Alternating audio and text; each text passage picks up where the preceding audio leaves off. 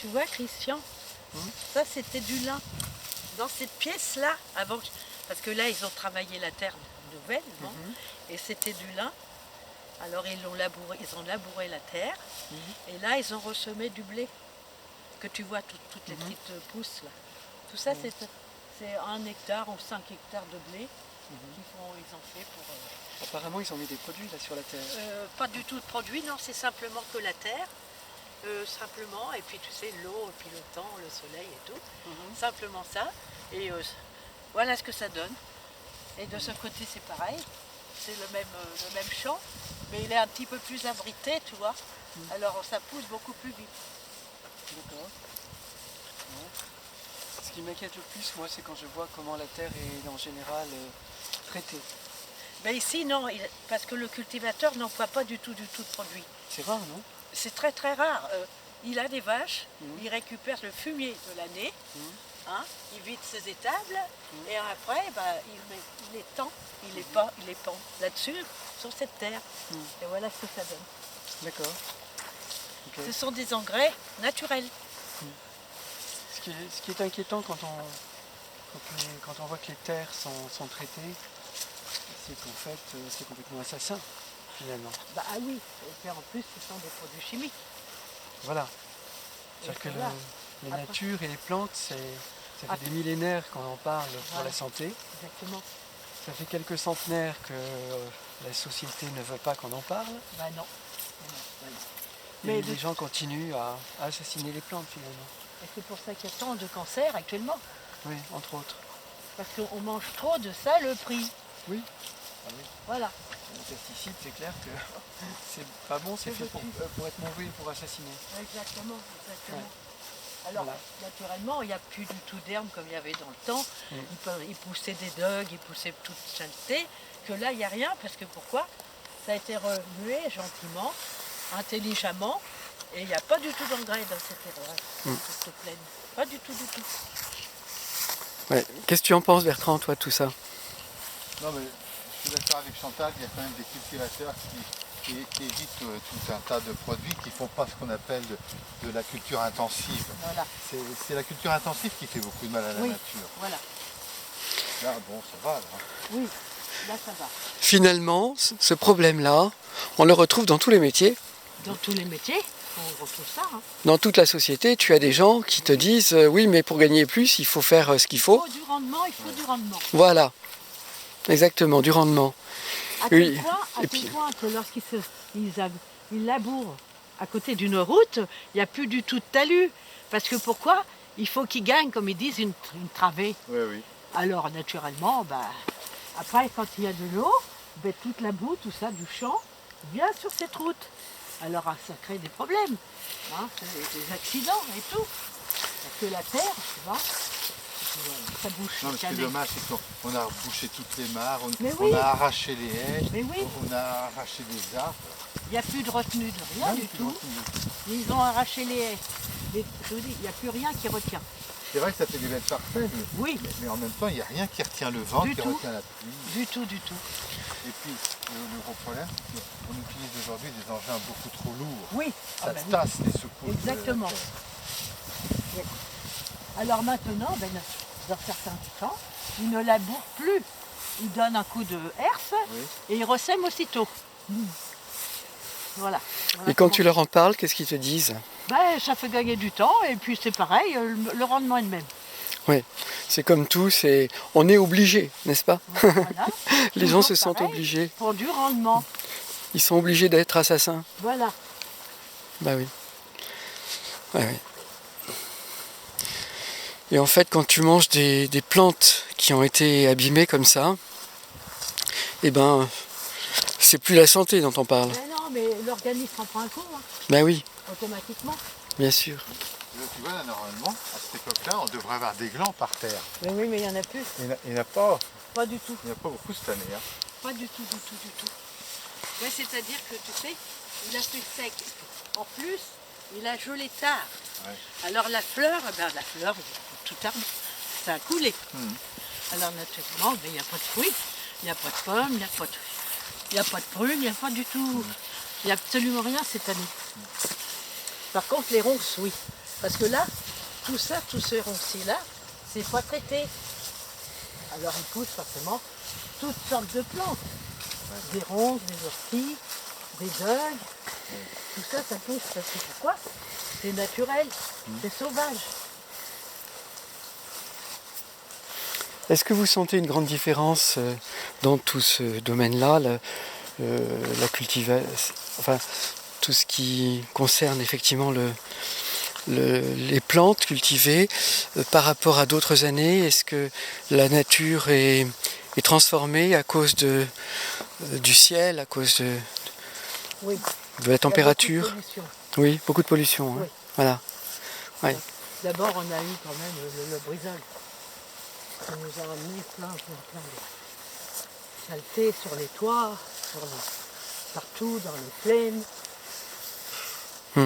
Tout le nuage était de notre côté. Alors, naturellement, c'est la pollution en pagaille.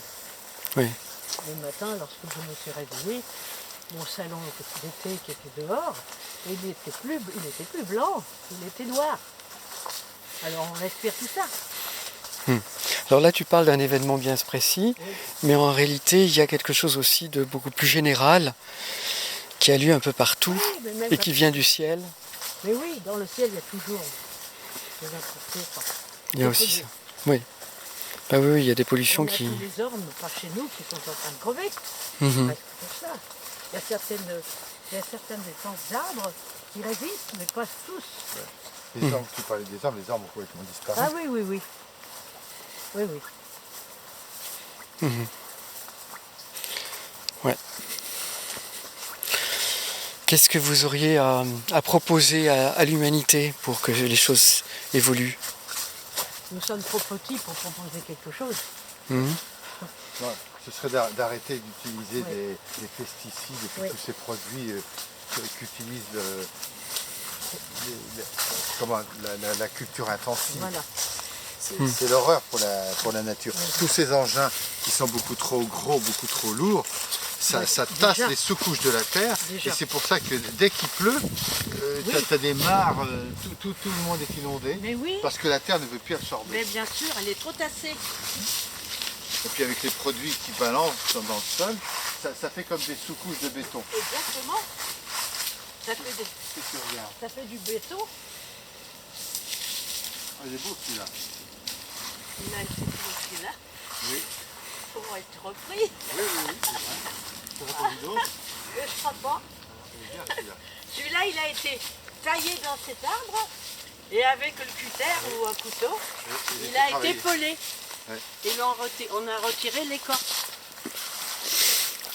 Dis-moi comment tu as appris à découvrir la terre et les cultures. Ben, je suis enfant déjà de cultivateur. Voilà, mes grands-parents habitaient au château de Mondétour. La ferme, ils avaient déjà une 60aine de vaches. Ils avaient 10 employés tous les jours à table. Ils avaient 5-6 chevaux. Ils faisaient tout à la main. Avec la faux, tout, ils coupaient tout comme ça. C'était vraiment naturel. En même temps, tu as appris en pratiquant. Oui, en pratiquant, parce qu'à 6 ans, on nous mettait sous une vache. Alors mes parents ils disaient, celle-ci, elle va bientôt véler, ça s'appelait comme ça. On va te la mettre pour les goûter, ils appelaient ça, pour qu'elle ait de la mamite et tout ça. Alors ils nous mettaient sous une vache pour pouvoir apprendre déjà à traire, à voir le fonctionnement du pis. Et puis bon, on a appris tous comme ça. Mais après avoir eu 6 ans, tu as eu un petit peu plus et tu as développé ton expérience de la culture et de la nature. Moi, c'était mon dada, moi j'adorais. On faisait les foins, on partait le matin, de bonne heure, à 4 h du matin, avec le papa, puis les ouvriers. Avec on avait le casse-croûte, on avait tout ce qu'il fallait. Le cidre qu'on faisait nous-mêmes. La boisson. La boisson, tout. Et tu continues à cultiver tes plantes. Ah oui, oui. Je continue. Donc tu as grandi, tu es adolescente maintenant. Exactement, oui. Ben oui. Et tu cultives tous les jours? Tous les jours, je cultive mon jardin. Je continue à faire comme mes grands-parents et mes parents m'ont appris. Et tu t'occupes de tes bestioles? Et je m'occupe de mes bestioles. J'ai des lapins, j'ai des poulets, j'ai des petits faisans. Les faisans sont dans une volière parce que ça s'envole. Mais enfin, j'adore faire tout ça, les pigeons. T'as des faisans encore? Là, ils sont partis. Parce que, Bon. Oui, mais j'avais des faisans j'avais des couples, je les faisais reproduire dans une volière. Et je réussissais très très bien. Et j'en faisais cadeau à mes chasseurs parce que j'ai des amis qui chassent. Et puis comme j'ai un petit peu de terre, mais pas énormément, mais enfin assez pour son plaisir. Alors ils étaient ravis, on laissait les bêtes que j'avais élevées dans la nature 3-4 mois avant de pouvoir les tuer. Parce que forcément, les bêtes élevées comme ça dans une volière, elles sont domestiquées. Alors il faut les laisser dans la nature pour qu'elles prennent le goût de pouvoir se défendre. Ouais. Voilà. Et quelle est ton expérience à toi, Bertrand, pour la terre et la culture? Moi, beaucoup moins que Chantal. J'avais de la famille qui était dans la culture, donc j'étais quand même un petit peu habitué, mais en fait, j'ai pas la pratique à Chantal. Oui, mais tu as appris quand même, tu as quand même un champ, enfin je veux dire que tu cultives, Oui, et tu as une autre pratique qui est également la cuisine. Oui, j'aime bien faire du potager pour cuisiner mes propres légumes. C'est vrai que c'est agréable. Parce qu'au moins, on sait qu'on n'a pas mis de produits pour faire pousser ou pour protéger des maladies et quoi que ce soit. Donc, c'est vrai, il n'y a pas de produits dans le jardin. S'il y a une maladie, mais tant pis. C'est pour ça que ce midi, nous avons mangé de la salade. Lorsqu'on la cueille, après on l'épluche, on trouve des tout petits vers, des petites limaces. Parce que c'est preuve que le terrain n'est pas traité. Et toi, tu as des limaces sur toi? Moi je dirais que mon expérience de la nature, elle est très différente de la vôtre, parce que j'étais plutôt toute ma vie un citadin. Mais je découvre beaucoup avec vous, parce que je me suis toujours intéressé à la santé, et puis à l'alimentation. Et j'ai appris beaucoup de théories finalement, et de pratiques par le manger, par l'alimentation. Mais avec vous, je découvre les plantes, et puis la petite culture de ces plantes, et je développe une conscience un peu différente. Vous me donnez une expérience un petit peu différente, qui me permet aujourd'hui d'avoir envie effectivement, par exemple, de faire ce film ou d'en parler, et de développer une pratique de l'utilisation des plantes avec une conscience de l'utilisation de la terre et donc de l'utilisation de l'alimentation pour développer une meilleure santé. Or, on est dans un monde, on est en 2021 et on est dans un monde dans lequel aujourd'hui on nous parle beaucoup de santé. La politique est reliée à ce qu'ils appellent une crise sanitaire et tout le monde se met au diapason de ce qui est imposé en disant je suis obligé et chacun veut ses 3 sous. Et ce qui est grave, c'est quand il s'agit de les gagner à partir de la terre, qui est quand même notre vraie maison, et des plantes, qui est notre santé. Car ça a toujours été depuis des milliers d'années, ça a même été utilisé par les laboratoires pour créer des médicaments, à part qu'ils ont rajouté du chimique qui n'est pas toujours bon et qui est parfois nocif. Et on revient aujourd'hui à cette conscience de l'importance des plantes pour pouvoir aider le corps à développer son nouveau microbiote, à transformer son microbiote et à se libérer des mauvaises particules ou des microbes pour pouvoir développer plus d'énergie. Tu vois les petits champignons là? Regarde si c'est joli. Ah oui, c'est rigolo. Regarde. Tout ça c'est naturel. Des Au petits moins champignons. là c'est pas traité. Parce que si ça avait été traité, on ne verrait pas. D'accord. Voilà. Tout ça, tu te Oui. rends compte? C'est un nid. Ok. Un nid de champignons. C'est marrant, oui. Bon. Poussé sur une vieille souche de bois.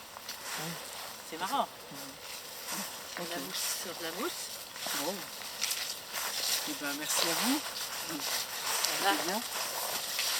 Mais moi je me souviens lorsque j'étais enfant, tous les ans maman a nous donné de l'ail pour les verres. Alors voilà, Oui. elle préparait dans une petite bouteille, un mois à l'avance, bien fermée, elle mettait de l'ail, puis elle nous mettait toutes les pots de dedans, ça macérait, et puis elle nous donnait le matin, lorsque c'était la saison des verres, parce que tout le monde avait des verres dans le temps, peut-être même en ce moment, mais on n'en fait plus de cas, et on nous donnait ça à boire, mais je vous assure que on ne prenait jamais de médicaments, on ne connaissait pas ce que c'était des médicaments. Ben oui. On se servait que des plantes qu'on cueillait dans le jardin pour faire des tisanes et tout ça, quand on avait une bronchite et tout. Maman elle nous faisait des petits sénapis avec des plantes du jardin, la moutarde et tout ça, mais c'était naturel. Ben, puisqu'on parle de la nature et de la santé, je vais raconter une petite expérience récente. Ça m'était pas arrivé depuis des années, j'ai eu un petit rhume. Il faisait froid, c'est le début de l'hiver et j'ai commencé à me sentir enrhumé et pas bien du tout. Et une première journée, c'était il y a 5 jours, vraiment très mal. J'ai décidé d'arrêter de manger, Ah oui, j'ai décidé de me reposer. c'est un bon remède. J'ai passé une journée à me reposer et 3 jours et demi à jeûner, à ne pas manger. C'est ça, c'est exact. Et j'ai retrouvé une super énergie, j'allais mieux. J'étais beaucoup mieux après et pas du tout malade. J'ai pas eu besoin d'aller voir un médecin, de prendre des médicaments et d'aller voir quelqu'un qui me dit mais tu as le machin, le co-truc là. Ah non mais Alors, lorsque au secours. ça nous arrivait aussi, nous, et maman, elle nous couchait, Oui, elle nous mettait une brique dans le dos, une Oui, brique sur et le oui.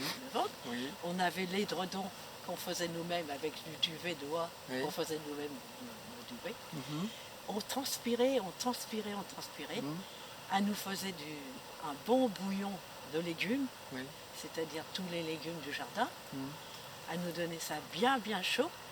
On restait couverts. On avait un petit bonnet sur la tête. Fallait transpirer. Et on restait comme ça toute une nuit. Mais le lendemain matin, on était guéris. ben oui voilà, ça allait mieux. Oui, ça allait mieux.